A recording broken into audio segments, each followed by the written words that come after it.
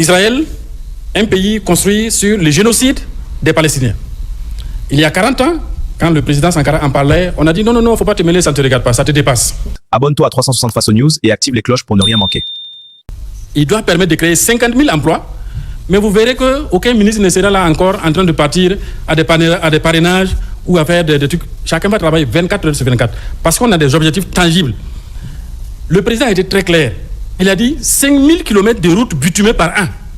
Vous pensez que l'agence Faso Mebo aurait pu atteindre ses objectifs avec 100 engins et avec 1000 employés? Les moyens ont été mis à la disposition. Les moyens ont été mis à la disposition. Et l'agence Faso Mebo va à terme avoir au moins 50 000 employés pour pouvoir atteindre ces objectifs-là. Donc, dans l'ensemble, il faudra que chacun sache que la révolution, là, c'est le travail. Il n'y a pas de révolution sans travail. Et si on ne met pas toute la population au travail, ben, la révolution, ça va un peu... Merci Marcos Savadogo. La suite de cette émission cap maintenant sur le dernier sujet au Moyen-Orient. C'est donc plus d'une semaine de guerre.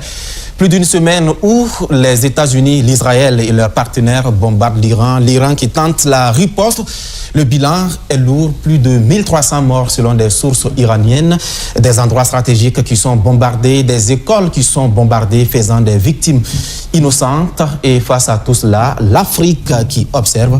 Karim Diallo, quelle devrait être aujourd'hui la posture du continent africain?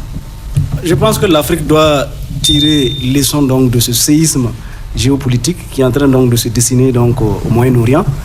Parce que quand vous regardez, on est loin du théâtre des opérations, mais on sera impacté durablement, malheureusement, par cette énième crise qui secoue le monde dans un contexte où le droit international est mis entre parenthèses. Voilà. Je pense qu'aujourd'hui, plus que jamais, il est nécessaire pour les États africains de travailler à développer des coopérations sud-sud, de travailler à lever les suspicions inutiles, souvent mal fondées, voilà, qu'ils nourrissent les uns à l'égard des autres, et travailler à faire de l'Afrique une force de proposition face aux réactions donc, du monde contemporain. Quand vous regardez les cours donc, du baril du pétrole vont indubitablement monter avec son corollaire donc, d'impact sur donc, le budget des différents États. Il faut qu'on travaille déjà à trouver donc, des solutions endogènes pour déjà faire face aux chocs exogènes qui ne manqueront pas dans le cadre donc, de cette nouvelle crise donc, mondiale. Il faut qu'on travaille entre Africains à développer vraiment des synergies pour pouvoir vraiment contrer cette situation malencontreuse. Je dois pouvoir affirmer que cette énième crise prouve suffisamment qu'il n'y a pas de puissance étrangère qui puisse être favorable à un État africain. Ce que les puissances étrangères recherchent, c'est avant tout leurs propres intérêts. Il nous appartient à nous de défendre aussi nos propres intérêts vitaux et de préserver nos mécanismes internes de résolution de nos propres contradictions pour pouvoir apporter la riposte appropriée dans un monde où c'est le plus fort qui dicte sa loi au plus faible. Le plus fort qui dicte donc sa loi au plus faible. Docteur Nébié, ça fait bientôt, c'est plus d'une semaine, je l'ai dit tout à l'heure, plus d'une semaine que cette guerre a lieu. Et l'Afrique, elle, observe tout ça. Pour vous, quelle devrait être justement sa posture? Est-ce qu'elle doit continuer de rester attentiste, simple spectatrice, ou est-ce qu'elle doit affirmer sa position et prendre parti? Oui, l'Afrique ne peut pas rester en marge et les États africains ne peuvent pas... Le terme, c'est quoi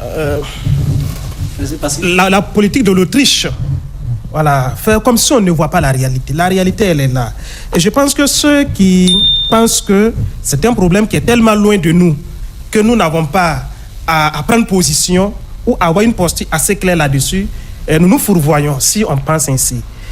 Diallo l'a dit tout à l'heure, le prix du baril de pétrole va grimper, c'est sûr. Et quand ça va grimper, ici, à la pompe, on va débourser plus d'argent pour acheter du carburant. Et donc, aujourd'hui, on ne peut pas nier cette réalité-là qui est que nous serons concernés d'une manière ou d'une autre. Maintenant, l'Afrique doit-elle s'ingérer de façon directe dans le conflit? Je dis non. On n'a pas à s'ingérer directement dans le conflit. Mais on a affirmé notre position, au moins à condamner ce qui se passe aujourd'hui. Ça, au moins, c'est faisable. Parce que les plus forts qui sont devenus le droit international, et donc le droit international est mort, Trump lui-même le dit, le droit international, c'est lui sa morale qui est le droit international. Et quand c'est comme ça et que personne ne semble pouvoir l'arrêter, il faut qu'à un certain moment, les gens aussi puissent s'organiser non seulement pour quand même contrecarrer un peu cette forme de jungle qui est en train de terrasser tout, mais aussi nous organiser à l'interne, en Afrique et dans l'AES, pour déjà nous poser les grandes questions sur comment est-ce que nous allons résister aux chocs exogènes qui forcément vont nous, aux vents extérieurs qui vont nous envahir d'ici là. Mais si nous restons ainsi, sans possibilité de réfléchir, de nous poser des vraies questions, de s'unir, mais on pense que c'est loin, mais ça va arriver. Regardez, vous l'avez dit plus d'une semaine aujourd'hui. Et quand vous regardez dans nos États, vous n'avez aucune information sur officielle qui dise voilà comment nos États s'organisent, au moins pour chercher à amoindrir le choc quand il sera là. Comme si le choc n'allait pas venir. Pourtant, le choc vient. Et donc, c'est ce que je regrette un peu dans nos États. Et j'en appelle à cette prise de conscience collective, à ce réveil collectif-là, parce que ça se passe là-bas. Et évidemment, tôt ou tard, ça va nous arriver. Trump a déjà frappé le Nigeria. Donc, on dit que ça ne nous regarde pas là. On se trompe. On se trompe. Il pourra frapper notre pays en dehors du Nigeria également. Et il a toutes les subterfuges possibles pour trouver des moyens et de dire dans tel pays il y a tel aspect et puis voilà, je vais intervenir. D'ailleurs, il n'a même pas encore fini avec l'Iran qui le menace déjà le Cuba. Voilà, donc vous voyez. La question c'est de savoir maintenant quels moyens dispose l'Afrique pour contrecarrer justement Donald Trump et ses agissements. Mais c'est parce que l'Afrique c'est l'Afrique. Et quand je dis l'Afrique, c'est l'Afrique. Sinon, l'Afrique, quand même, ça fait 54 pays, non, l'Union africaine.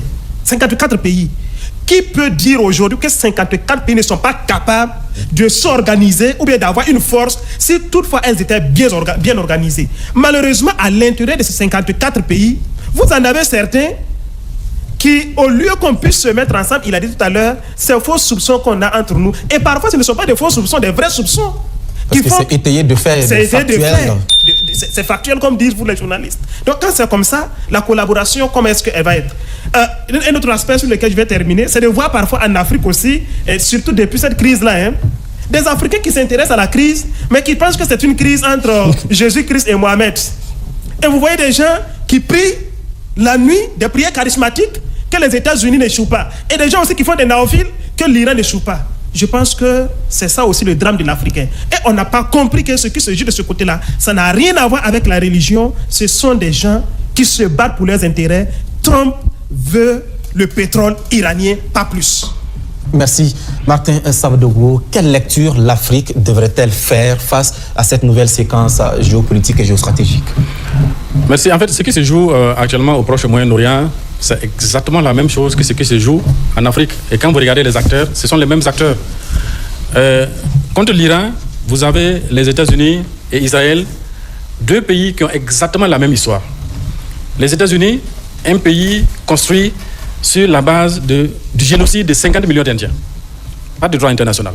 C'est l'histoire. Israël, un pays construit sur le génocide des Palestiniens. Il y a 40 ans, quand le président Sankara en parlait, on a dit non, il ne faut pas te mêler, ça ne te regarde pas, ça te dépasse. Abonne-toi à 360 Face aux News et active les cloches pour ne rien manquer.